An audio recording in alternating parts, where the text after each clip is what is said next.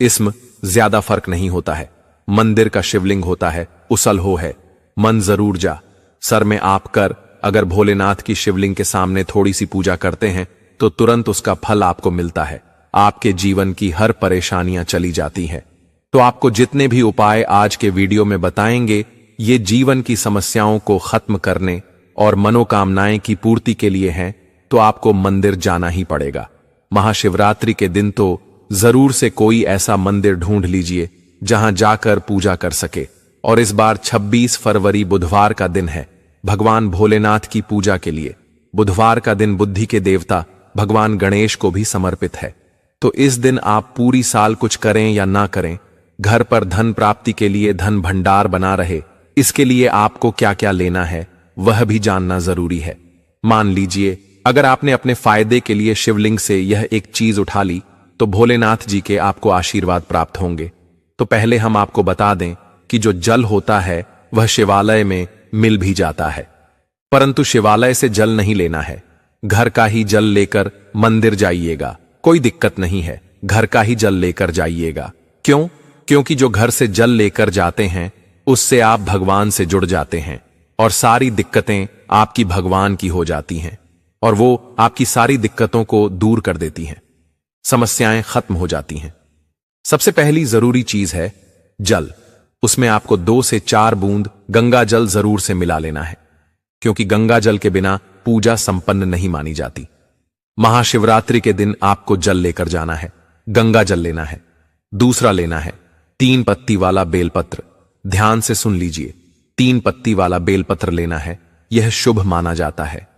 एक तरफ आप 1000 कन्याओं को खाना खिलाते हैं तो दूसरी तरफ भगवान भोलेनाथ को बेलपत्र चढ़ाते हैं, तो यह बराबर माने जाते हैं। इसीलिए बेलपत्र जरूर से ले लें।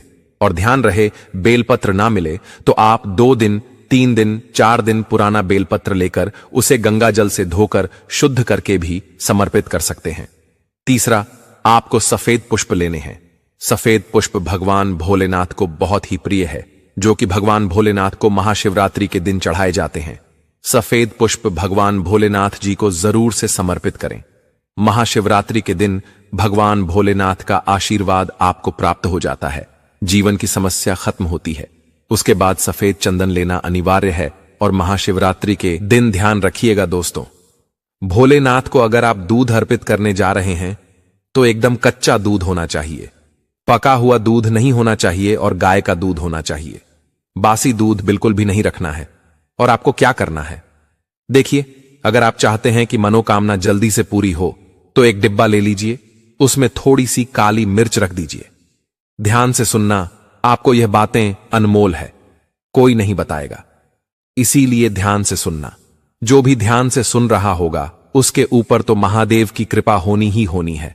और जो भी वीडियो मिस करके देख रहा होगा उसे आधा अधूरा ज्ञान प्राप्त होगा, उसका फल प्राप्त नहीं हो पाएगा।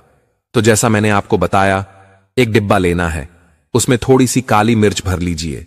फिर आपको एक लाल कपड़ा लेना है, उसमें लौंग कपूर रख लेना है और इसे आपको लाल कपड़े में बांधकर अपनी जेब में रख कर ले जाना है। सिर्फ इतनी सी चीज आपको लेकर जानी है। जैसे कि इस बार 26 फरवरी बुधवार को महाशिवरात्रि है, तो आपको पूजा कैसे करनी है हम आपको बताते हैं।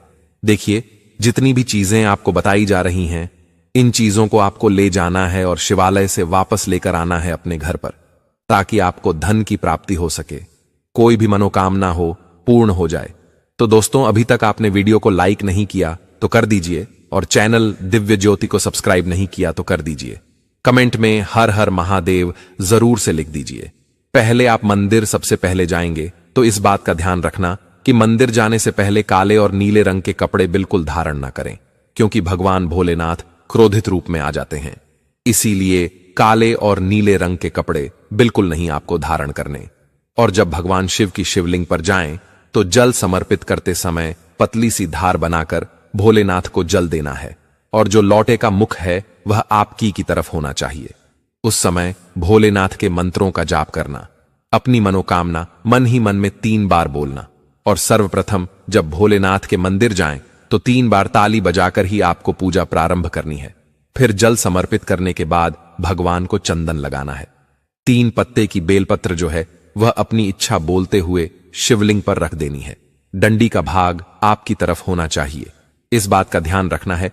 उसके बाद सफेद पुष्प अर्पित कर देने हैं और फिर आपको दूध समर्पित करना है। आप पंचामृत भी समर्पित कर सकते हैं। फिर आपको वहीं खड़े होकर 108 बार ध्यान से सुनना। 108 बार ओम नमः शिवाय का जाप करना है। अब अगर पुरुष हैं तो ओम नमः शिवाय का जाप करें, महिलाएं हैं तो नमः शिवाय ओम का जाप करें। इस तरह से जाप कीजिएगा। और 108वां जाप करने के बाद आपको क्या करना है, जो काली मिर्च आप अपनी जेब में रखकर ले गए हैं, यानी कि काली मिर्च के डिब्बे को आप लेकर गए हैं, उसे भगवान शिव की शिवलिंग से जो पानी गिरता है, यानी जो शिवधारा है, जो शिवलिंग से बहकर पानी नीचे जा रहा है, वहीं से भी हरि के जो चरण है, वहां से पानी जो बह रहा है, वहां पर आपको अपनी जेब से उस काली मिर्च को, यानी कि जो लाल पोटली में बनाकर रखी है, उसको आपको रख देना है और वापस अपनी इच्छा बोल करके उसे आपको ले लेना है। और हां, लौंग जो उसमें रखी गई है उनको भी आपको शिवलिंग से समर्पित कर देना है और फिर वापस उसी में रखकर पोटली बांध लेनी है। फिर जिस लोटे में पानी ले गए हैं या जिस लोटे में दूध ले गए हैं, उसमें क्या करना है, भगवान भोलेनाथ का पानी जहां गिर रहा है, ध्यान से सुन लीजिए, पानी नीचे गिर रहा है, उसी पानी को थोड़ा सा उस लोटे में जब आप समर्पित कर देंगे शिवलिंग पर पानी, तो उसी लोटे में उसी पानी को थोड़ा सा लेकर के आ जाइए। थोड़ा सा पानी बचाना है और पूरा भगवान भोलेनाथ को अर्पित करना है। जब शिवलिंग से पानी गिर रहा है, उस पानी को अपने लोटे में वापस ले लीजिए और आप अपने मन में इच्छा बोलिएगा और फिर आपको चिंता नहीं करनी है। भोलेनाथ की शिवलिंग पर जब पानी चढ़ाया जाता है तो अमृत बन जाता है, उसी अमृत घर लेकर आना है। कई देवी देवता शिवलिंग के पास अदृश्य रूप से खड़े होते हैं। 33 करोड़ देवी देवता शिवलिंग के पास में होते हैं। शिवलिंग से गिर रहा पानी वह धारण कर लेते हैं, इतना पवित्र होता है। शिवलिंग से गिरता हुआ पानी शिवलिंग से लाने के बाद व्यक्ति बड़ी सी बड़ी इच्छाओं को पूर्ण कर लेता है। थोड़ी सी बूंदे लेनी है, बस आपको ये 3 चीजें अपने ले ली, यानी कि आपने वो लाल पोटली ले ली, पानी ले लिया और काली मिर्च ले ली। फिर लोटे में जो पानी लिया है, इसको घर लाते ही सर्वप्रथम अपने घर में छिड़काव कर देना है। जितने भी घर के सदस्य हैं सबके ऊपर पानी डाल देना है। घर के मुख्य द्वार पर थोड़ा सा पानी डालना है, उसके बाद ही घर में अंदर प्रवेश करना है।